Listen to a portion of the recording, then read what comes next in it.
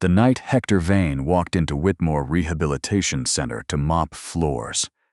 He had exactly $11 in his wallet, a cracked phone screen held together with packing tape, and a 7-year-old daughter named Blythe, who was staying with his neighbor because he couldn't afford after-school care. He wasn't supposed to be there. Not in that building, not in that city, not doing that job. 3 years earlier, Hector had been a licensed physical therapist with his own small practice in Columbus. Nothing glamorous. Just a converted storefront on Meridian Avenue with 4 treatment tables and a waiting room that smelled like peppermint oil. He'd built it from nothing after his wife Lorraine passed, pouring every grieving hour into work, into helping people move again. Then the insurance billing error happened. Then the audit. Then the lawsuit from a patient who claimed Hector had recommended a treatment that worsened her condition.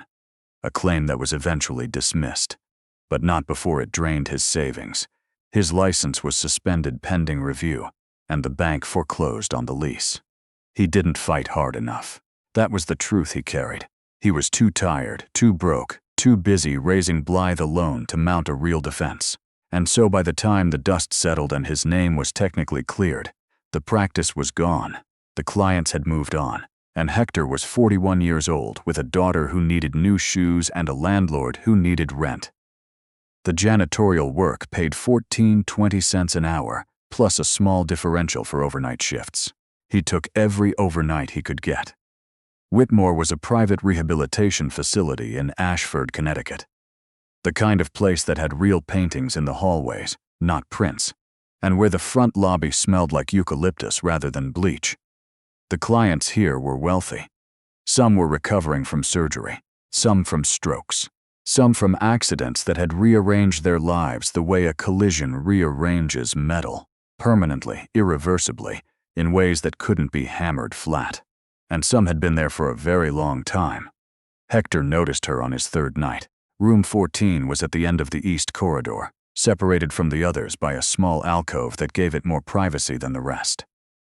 The name on the door placard read Hargrove L. The door was usually closed, but on his 3rd night, just past 2 in the morning, it was cracked open by about 4 inches, and through that gap Hector could see the blue flicker of a television and the still profile of a woman sitting upright in a chair by the window. Not in bed, in a chair. Awake at 2 a.m., watching nothing. He didn't stop. It wasn't his place to stop. He pushed his cart past and kept going. But the image stayed with him. She was there again the next night, and the night after that. On the 5th night, he paused outside the door, not intending to do anything, just pausing. The way you pause at something that doesn't quite fit the pattern. The television was off this time. The room was quiet except for the sound of the building's ventilation system, and very faintly. What might have been a woman breathing through something difficult. Her name, he would eventually learn, was Lenora Hargrove. She was 53. She had been a federal appellate judge, the youngest woman ever appointed to the Second Circuit, a fact that had been covered in 3 national newspapers and 1 magazine profile that called her relentlessly precise. She'd been at Whitmore for 11 years. 11 years. The official diagnosis was functional neurological disorder, the medical term for a condition where the brain loses its ability to send proper signals to the body, resulting in symptoms that look and feel identical to neurological damage but don't show up on scans, don't respond to surgical intervention, and resist every conventional treatment. Lenora Hargrove had partial paralysis in both legs and chronic tremors in her hands. She could stand briefly with support. She could not walk. She could write slowly on good days. She could not hold a glass without both hands. The diagnosis had come after years of testing that found nothing. No lesion, no structural abnormality, no clear explanation. Her neurologist, a man named Dr. Philip Crane, who had treated her from the beginning, described her case in his notes as stable and unlikely to progress toward meaningful recovery. He had written some version of that phrase in her chart every 6 months for a decade. The facility was paid for by her brother, Aldous Hargrove. He visited every Sunday, stayed for exactly 2 hours, brought fresh flowers, and spoke to the staff with the particular warmth of a man who wanted very much to be remembered as devoted. What no one at Whitmore knew, what no one anywhere knew, was that Aldous Hargrove had been stealing from his sister's estate for 9 years. Lenora had trusted him completely. After the onset of her condition, when it became clear she could no longer manage her own affairs, she had signed a power of attorney that gave Aldous control over everything. Her investments, her property, the judicial pension she had earned over 2 decades of service. He was her only living family. She had no reason not to trust him. The POA was supposed to be temporary, a stopgap while she recovered. She didn't recover, and Aldous didn't give it back. He had, in the 9 years since, liquidated 2 of her investment accounts, sold the vacation property in Maine she'd owned since before her appointment, redirected a significant portion of her pension into an account she didn't know existed, and quietly blocked every attempt by Lenora's former law clerks and colleagues to reach her directly. When they called the facility, they were told she wasn't accepting visitors. When they sent letters, Aldous received them first. Lenora believed her colleagues had simply moved on, that the world had continued, as worlds do, without her. She had stopped asking about visitors 3 years ago. Hector didn't know any of this on the night he finally knocked on the open door of room 14. He knocked because the supply cart's wheel had caught on the door frame and made a sound loud enough to be embarrassing, and apologizing seemed like the human thing to do. That was it. That was the whole reason. "Sorry to bother you," he said. "Caught the door. Didn't mean to wake you." "You didn't wake me." Her voice was steady, educated, more present than he'd expected from someone sitting alone in the dark. "I don't sleep much." He nodded and started to back away. "What's your name?" she asked. He told her. "Hector." She said it like she was filing it. "Are you new?" "Few weeks." She looked at him with the particular attention of someone who has had very little to look at. Not unkind. Assessing. "You move like you've done clinical work," she said. "The way you positioned the cart before you knocked. That's not janitor training." He almost laughed. "Physical therapist. Used to be, she repeated. And there was something in the way she said it. Not pity, just recognition. That made it easy to say the next thing. "Lost my license for a while. Long story." "I have nothing but time," Lenora said. He didn't tell her the whole story that night. Just enough. And then, because it was 2 in the morning, and the east corridor was empty, and she asked him something thoughtful about the licensing process, he ended up leaning against the doorframe for 20 minutes talking about things he hadn't talked about in years. He came back the next night. Not to clean, just to check in, and the night after that. By the second week, it had become a quiet habit, 15 minutes, sometimes 20, in the small hours when the rest of the facility was asleep. Lenora was sharp in a way that startled him. She remembered everything he said. She asked follow-up questions. She had opinions about physical therapy research that were more current than he'd expected from someone 11 years out of the world, and when he asked about it, she said, simply, "I read. It's the one thing no one can take from me." He asked her one night what her symptoms felt like from the inside. Most people didn't ask that. The staff managed her, documented her, observed her from a careful professional distance. They rarely asked her what it felt like to live inside a body that had decided, one autumn morning 11 years ago, to simply stop cooperating. She told him. The tremors, the way her legs would respond normally to her intentions, and then, without warning, simply wouldn't. The exhaustion of trying to walk, which wasn't just physical. It was the exhaustion of convincing your own nervous system that you were safe, that the ground wouldn't open, that moving forward was survivable. Hector listened without offering anything. That was harder than it sounded. His instinct as a therapist was always to respond, to suggest, to reframe. He made himself just listen. But something nagged at him. He'd seen cases like hers in school. Not many.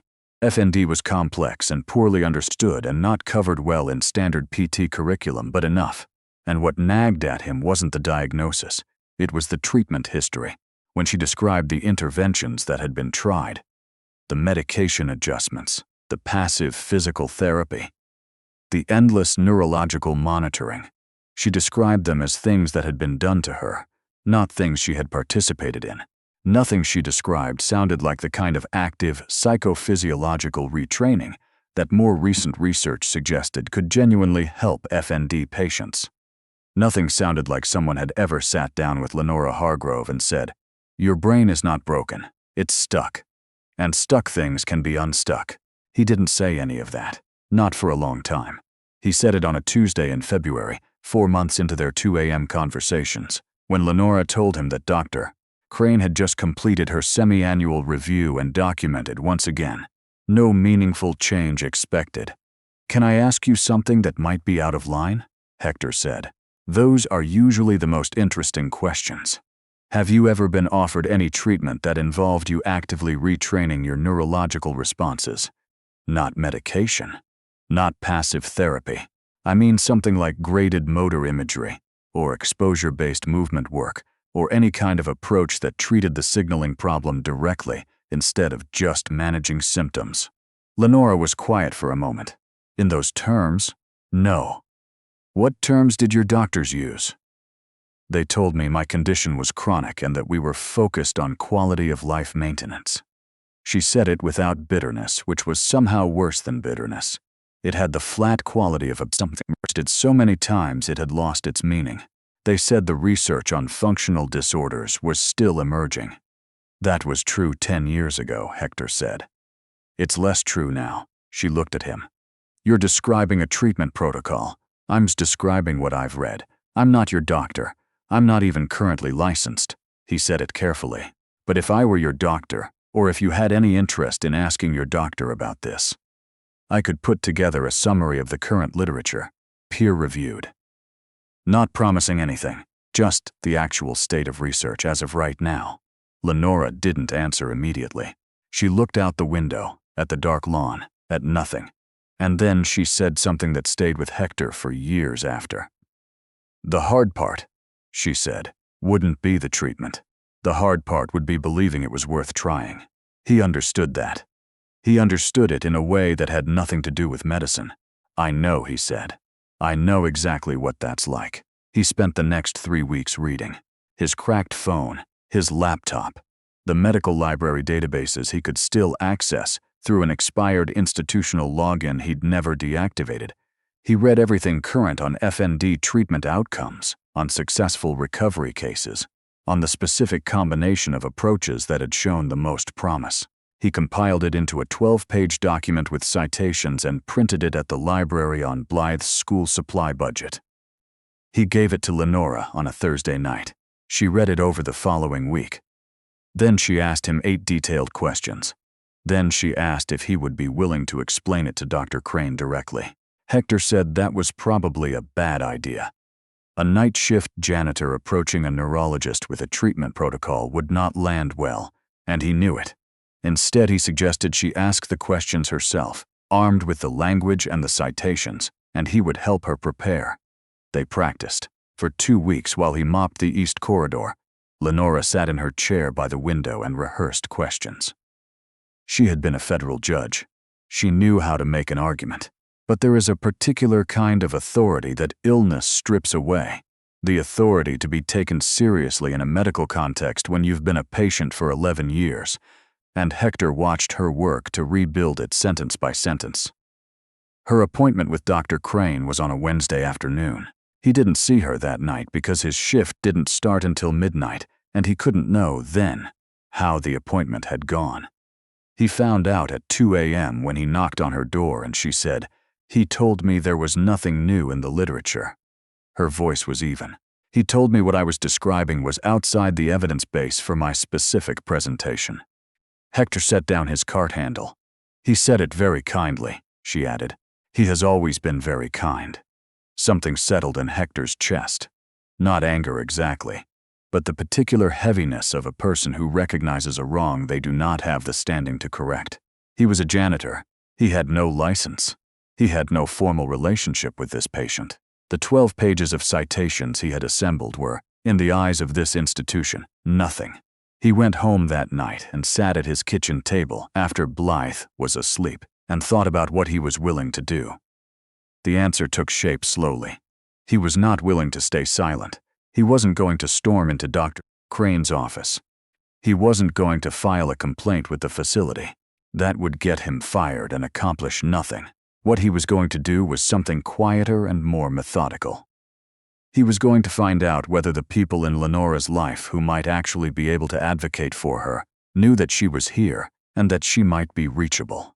He asked her carefully, over the course of several evenings. Who knew she was at Whitmore, who had tried to contact her? Were there former colleagues, former clerks, anyone who had written? And that was when Lenora told him something she had never said out loud to anyone. "Aldous intercepts my mail," she said. "I've suspected it for some time. I wrote a letter 2 years ago to my former clerk, Jonquil.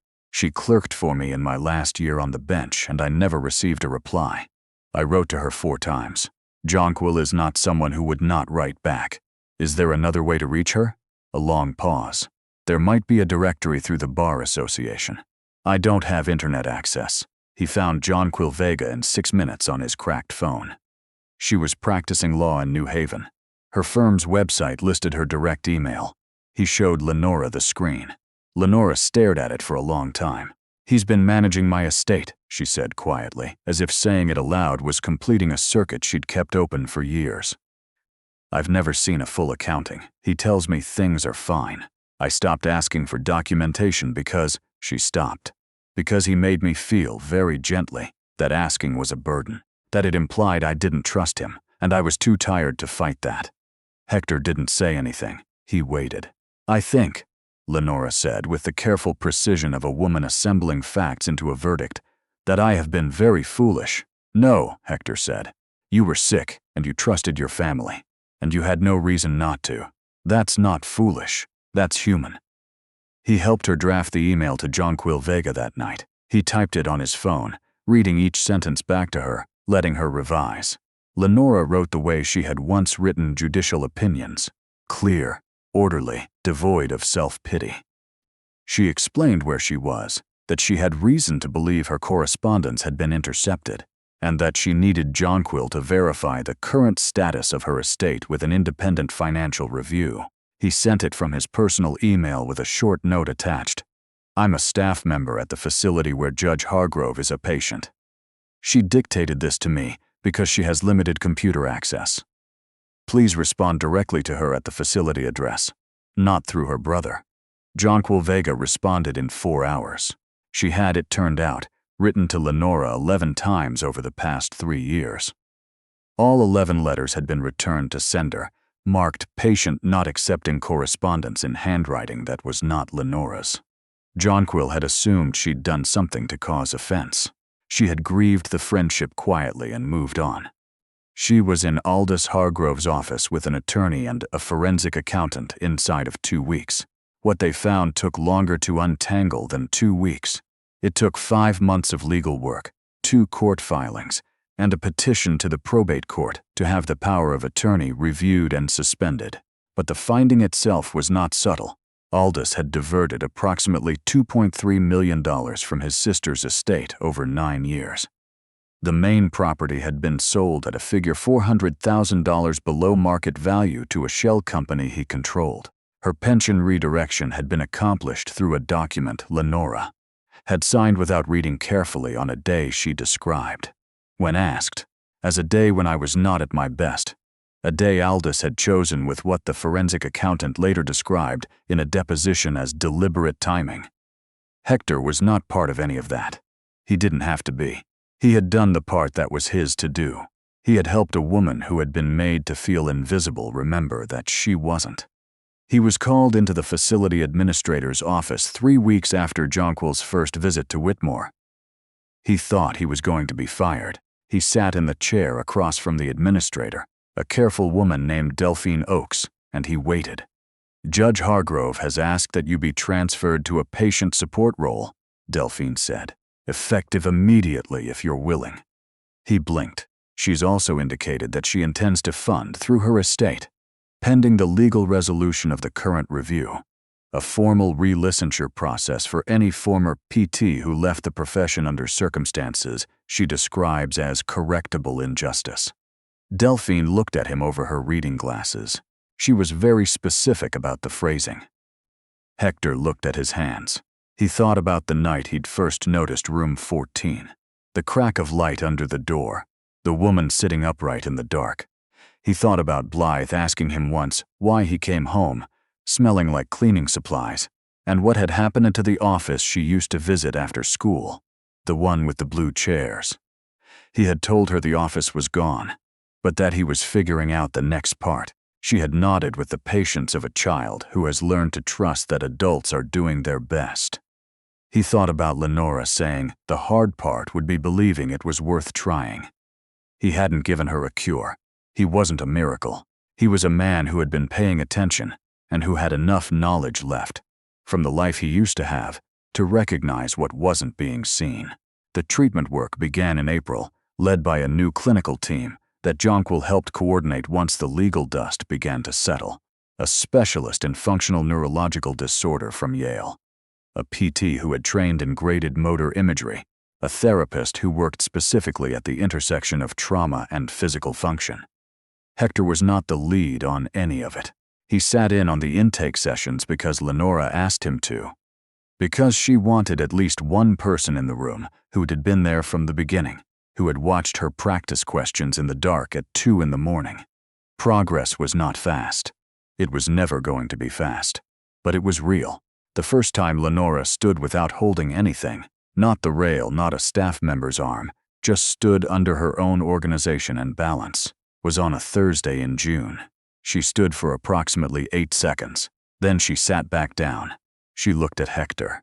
"Don't make a big deal of it," she said. "I'm not," he said. He was smiling so hard his face hurt. She didn't walk into a boardroom. She wasn't that kind of person. The dramatic gesture was never her style. What she did, on an October afternoon 4 months later, was walk from her room to the facility's small library, a distance of about 60 feet with a walker. She walked it slowly. She stopped twice. She made it. She sat down at the library table and put her hands flat on the surface and was quiet for a moment. Then she picked up a pen, with one hand, without shaking, and signed her name to the first of several legal documents that Jonquil had prepared. The documents, among other things, formally terminated Aldous Hargrove's power of attorney, initiated the civil recovery action against him, and established a small foundation in Lorraine's memory. Hector's late wife, whose name Lenora had asked him about one night and quietly remembered. She hadn't told him she was going to do that. He found out when Jonquil handed him a copy of the foundation documents in the hallway outside and pointed to the name on the cover page. He had to look away for a minute. Aldous Hargrove did not go to prison, which was the thing that felt most wrong about the outcome, and which Lenora herself said, plainly and without apology, was a result she found inadequate. The civil action resulted in a settlement that recovered approximately $1.6 million of the $2.3 million that had been taken. The rest was gone in ways that would take years to pursue. Aldous lost his seat on 2 corporate boards, lost the professional relationships he had spent decades building, and moved to Florida with what remained of his own money. His name appeared in a Hartford Courant article that was polite about it in ways that legal settlements sometimes force. It wasn't enough. It was rarely enough. But Lenora, when she spoke about it, and she did speak about it, in the careful, measured language of a person who had spent a career weighing justice against imperfection, said something that Hector found himself repeating later, to Blythe, when his daughter was old enough to ask about it. "What I'm most angry about," Lenora had said, "is not the money. Money is replaceable, or it is mostly replaceable, and I was never as attached to it as Aldous assumed. What I'm most angry about is the 11 years I spent believing that the world had simply moved on without me, that I'd been forgotten by the people I'd worked with and cared about." He manufactured that loneliness. He built it on purpose, and I lived inside it, and I can't get those years back. She said it sitting in the library, in a chair she'd walked to herself. Her voice was steady. "But I'm not living in it anymore," she said. "That's what I can do now. Stop living in it." Hector's license was reinstated the following March after a review process that Lenora's foundation helped fund, and that 3 of her former colleagues wrote letters to support. The letters didn't mention that she knew him personally. They were precise, professional, focused entirely on the merits of his record and the procedural irregularities in the original suspension. They were also, unmistakably, the letters of people who had learned from the best how to make an argument. He opened a new practice in New Haven, smaller than Columbus had been. 2 treatment tables, a waiting room that smelled like nothing in particular because he was still figuring out his aesthetic. Blythe helped him pick the paint color for the front door. She chose a deep teal that he would never have chosen, and that turned out to be exactly right. On the day the practice opened, a flower arrangement arrived without a card. 12 white tulips in a glass vase. He knew who sent them. He called Lenora that evening to thank her, and she told him not to be sentimental. He told her he was absolutely going to be sentimental, and she laughed. A full, surprised sound that he realized he had never heard from her before. Not in all those 2 a.m. conversations. Not in all those months of careful, hard work. It turned out she had a very good laugh. He told her so. "Well," she said, "I've had a lot of practice lately.